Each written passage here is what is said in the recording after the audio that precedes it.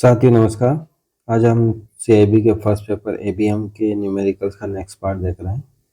ये बहुत important video होने वाला है क्योंकि इसमें से 8 से 10 मार्क्स आपके कवर करेगा। इसमें से क्वेश्चन आएगा ही, है ना। इसको अपन थोड़ा ध्यान से पढ़ेंगे।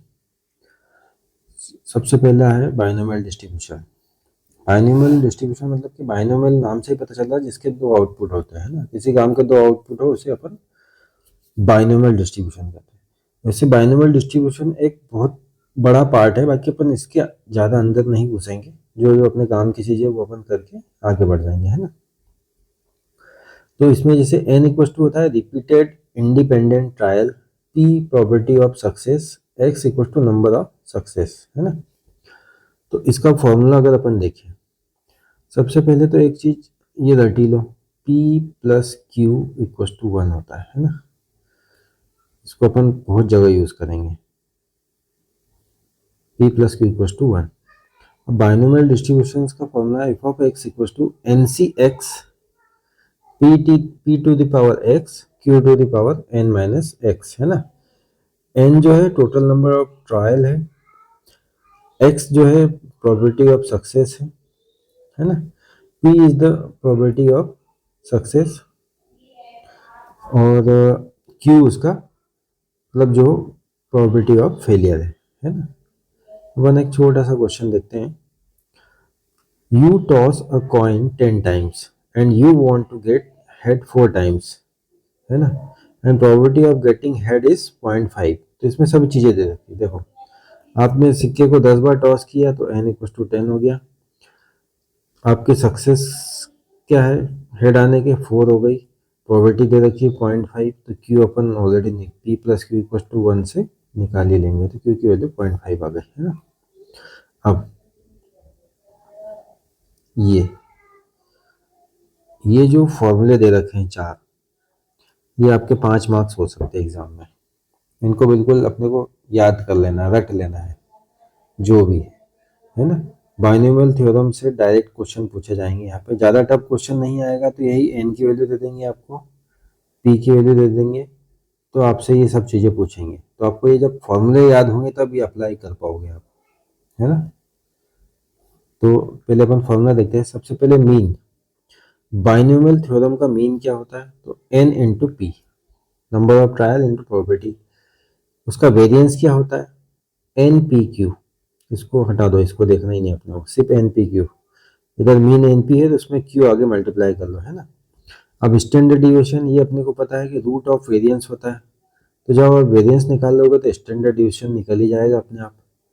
मेजर ऑफ स्क्यूनेस, इसको अल्फा 1 बोलते हैं, अल्फा 1, है ना। तो ये फॉर्मूला भी आपको याद होना चाहिए, थोड़ा टफ है, बाकी आपको याद हो जाएगा इजीली, कोई दिक्कत नहीं। 1 minus 2 P to the power 3 ये cube upon N P Q, है ना। ऐसे कैसे, मेजर ऑफ कर्टोसिस अल्फा 2 बोलते हैं, तो alpha 2 equal to 3 plus 1 minus 6 P Q upon N P Q. इसमें स्क्यूनेस और कर्टोसिस में थोड़ा सा ये अलग है, यहाँ पे 3 प्लस तो हो ही गया, 1 माइनस 2 पी का होल क्यूब और यहाँ पे 1 माइनस 6 पी क्यू। ये थोड़ा याद रखने वाली चीज़ है, इसको आप 2-4 बार याद रखोगे तो हो जाएगा ये। चलो अब थोड़ी सी कंडीशंस पढ़ लेते हैं। Binomial distribution is symmetric if p and q equals to 0.5 हो गया, है ना। If p is less than 0.5 distribution is positively skewed. ये भी आ सकता है क्वेश्चन आपका, अगर p की वैल्यू 0.5 से कम है तो जो डिस्ट्रीब्यूशन है क्या पॉजिटिव नेगेटिव बोथ या फिर कुछ ऐसा करके ऑप्शन डाल देगा। और if p is greater than 0.5 है तो डिस्ट्रीब्यूशन इज नेगेटिवली डिस्ट्रीब्यूटेड। ठीक है, आगे बढ़ते हैं अपन। चलो अब बाइनोमियल थ्योरम का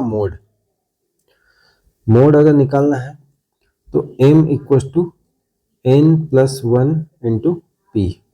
ठीक है, इसमें भी दो कंडीशन है। यदि m इंटीजर है तो उसके दो मोड होंगे। इंटीजर कौन सा, 1 2 3 4 5 6 7 8 9 ऐसा, है ना।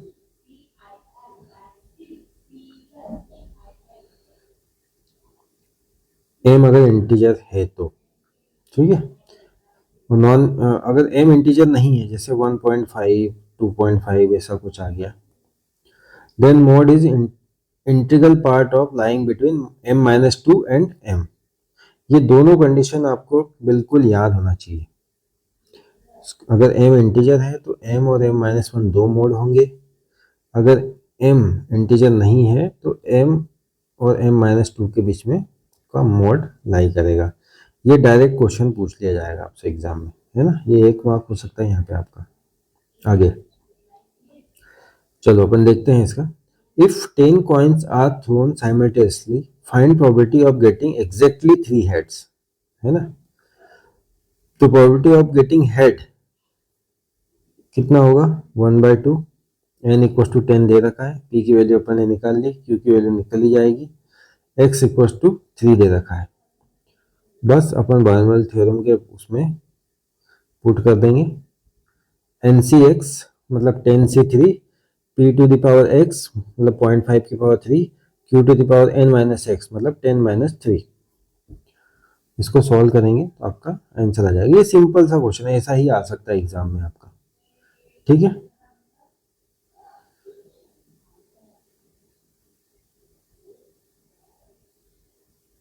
अब अपन आगे देखें।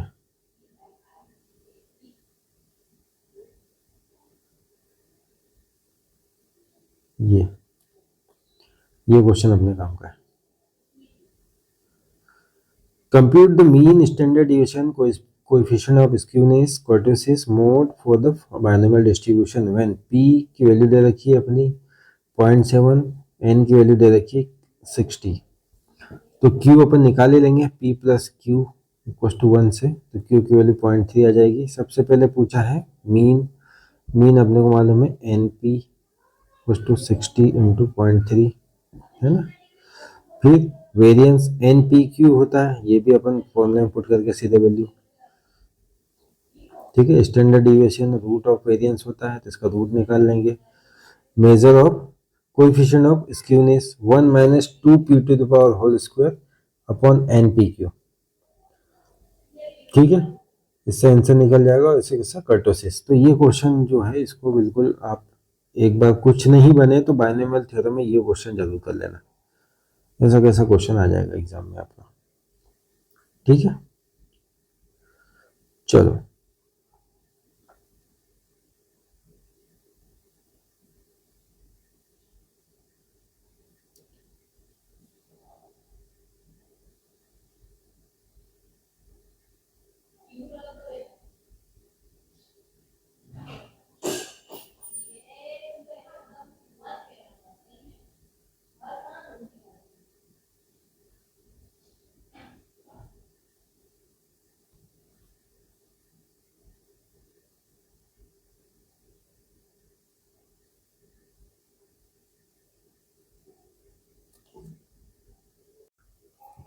इसमें एक चीज और रह गई थी, मोड फाइंड करने का, है ना। तो मोड का फॉर्मूला अभी अपन ऊपर देखा था, m equal to n+1 into p, है ना। तो इससे आंसर अपना आ जाएगा। आगे बढ़ते हैं अपन। पॉइजन डिस्ट्रीब्यूशन, ये भी बहुत इंपॉर्टेंट है, यहाँ से भी क्वेश्चन आ जाता है अपना, है ना। सबसे पहले तो फॉर्मूला देख लो, जब n की वैल्यू बहुत ज्यादा हो जाए, है ना, इन्फाइनाइट तक पहुंच जाए, जो नंबर ऑफ ट्रायल्स है वो इन्फाइनाइट तक पहुंच जाए, तो जब अपन पॉइजन डिस्ट्रीब्यूशन यूज करेंगे, ठीक है। अब इसका फॉर्मूला है f of x equal to e to the power minus lambda, lambda बोलते हैं इसको, है ना।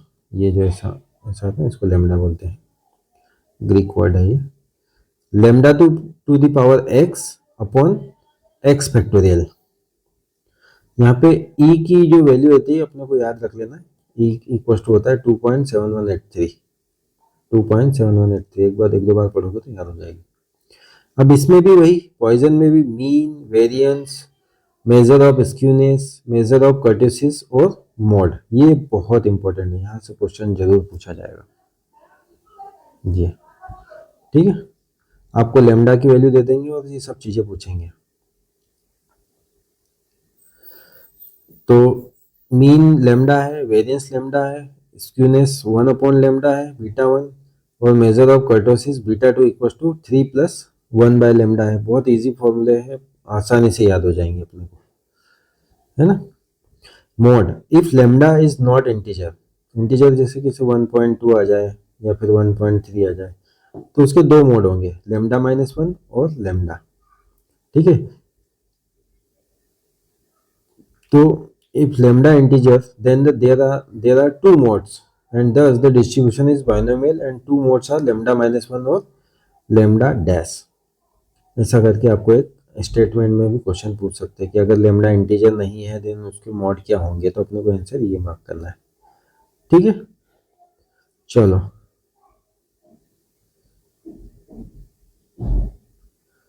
ये ऐसे पॉइजन डिस्ट्रीब्यूशन का क्वेश्चन अपन देख लेते हैं। Birth in a hospital occurs randomly at an average rate of 1.8 birth per hour. एक घंटे में 1.8 बर्थ होते हैं, है ना। What is the probability of observing 4 birth in a given hour at the hospital. E की वैल्यू दे रखी है 0.16529। What about the probability of observing more than of equal to 2 birth in a given hour at the hospital। Lambda की value अपने को दे रखी है e to the power minus 1.8, मतलब कि e to the power lambda है 1.8, x की वैल्यू 4 है। बस यहाँ पे फॉर्मूले में पुट कर देंगे अपन e to the power minus lambda, lambda की पावर x और डिवाइड बाय x फैक्टोरियल, इसकी वैल्यू आ जाएगी अपनी पॉइजन डिस्ट्रीब्यूशन की, है ना। जो सेकेंड वाला पार्ट है अपन अभी नहीं करते, इसको स्किप करते हैं, आगे बढ़ते हैं थोड़ा। ये मीन मीडियन मोड वाला अपन देख लेते हैं, ये क्वेश्चन आपसे पूछा जाएगा। If the random variable x follow Poisson distribution with mean दे रखा है आपको, है ना, 3.4। Find variance, skewness, kurtosis, also find p equal to x equal to 6, है ना। तो मीन मतलब लेमडा की वैल्यू दे रखी है आपको 3.4, तो वेरिएंस भी लेमडा ही होता है, स्क्यूनेस 1 अपॉन लेमडा होता है, और कर्टिसिस 3 प्लस 1 अपॉन लेमडा होता है। ये चारों पार्ट आप 4 मार्क्स के हो सकते हैं आपके, ये आसानी से कैलकुलेट कर लोगे। अब एक दिया है प्रोबेबिलिटी x इक्वल टू 6 पे अपने को फाइंड करना है पॉइजन डिस्ट्रीब्यूशन, है ना। तो ये जो x की वैल्यू है वो 6 दे रखी है, तो e to the power minus 3.4 और 3.4 to the power 6 upon 6 factorial, Poisson distribution वाला फॉर्मूला लगाएंगे तो ये आ जाएगा। एग्जाम में e की वैल्यू दे रखी होंगी, है ना।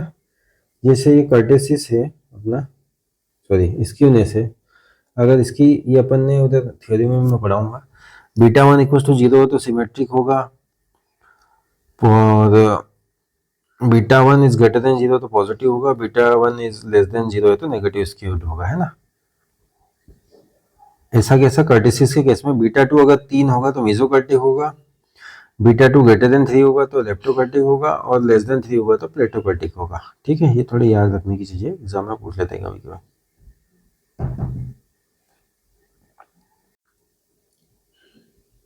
अब अपन एक अगला टॉपिक लेते हैं, पॉइंट एस्टिमेटर। अपने को ये दो फॉर्मूले बिल्कुल याद रख लेना है। उसका जो मीन होता है पॉइंट एस्टिमेटर का sigma summation of x upon n, वही जैसे अपन सिंपल मीन फाइंड करते थे, और ये delta square is the point estimator of the population variance, है ना। इससे अपन ये दो फॉर्म में summation of x minus x bar का whole square upon n minus 1। ठीक है, एक क्वेश्चन देखते हैं। In a sample of 5 measurement the diameter of a sphere was recorded as 4.3, 4.37, 4.36, 4.32 and 4.37 centimetres. Find the point estimator, ऐसा direct question आ सकता है। Population mean सबको जोड़ के डिवाइड बाय जो भी 5 है, सॉरी, ये आ जाएगा आपका आंसर 4.3। द ट्रू वेरिएंस, है ना, ट्रू वेरिएंस का फॉर्मूला अपना यहाँ पर ले रखा है, delta square equal to summation of x minus x का एक्स बार का होल स्क्वायर, जो कि मीन है अपना ये, डिवाइडेड बाय एन माइनस 1।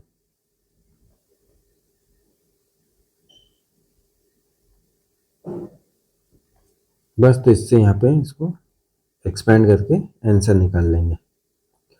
अब अगला होता है इंटरवल एस्टिमेट, है ना। इसका एक फॉर्मूला है delta x bar equal to delta upon sorry sigma, sigma x bar equal to sigma upon root n, है ना।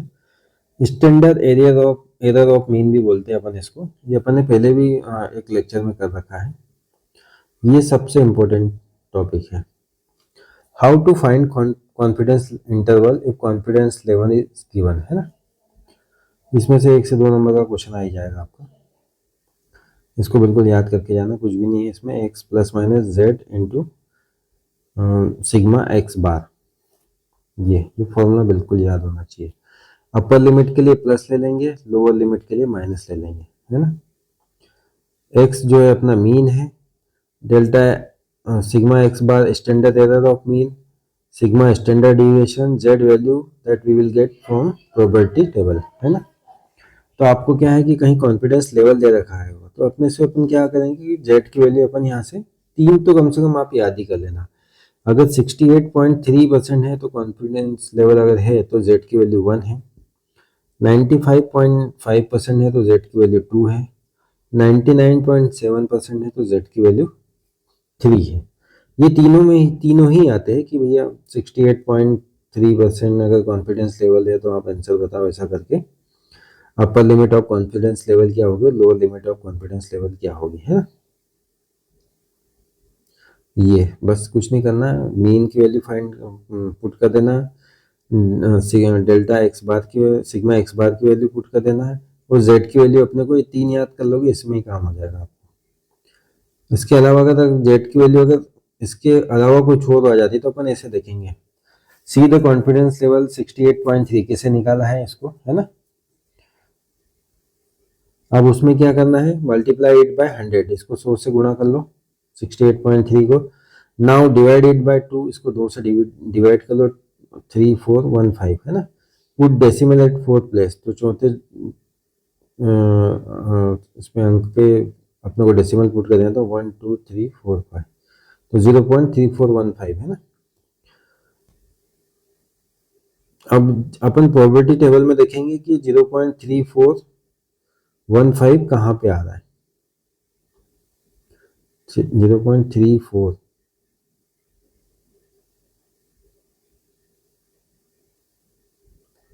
है ना। 0.3 ये रहा आपका,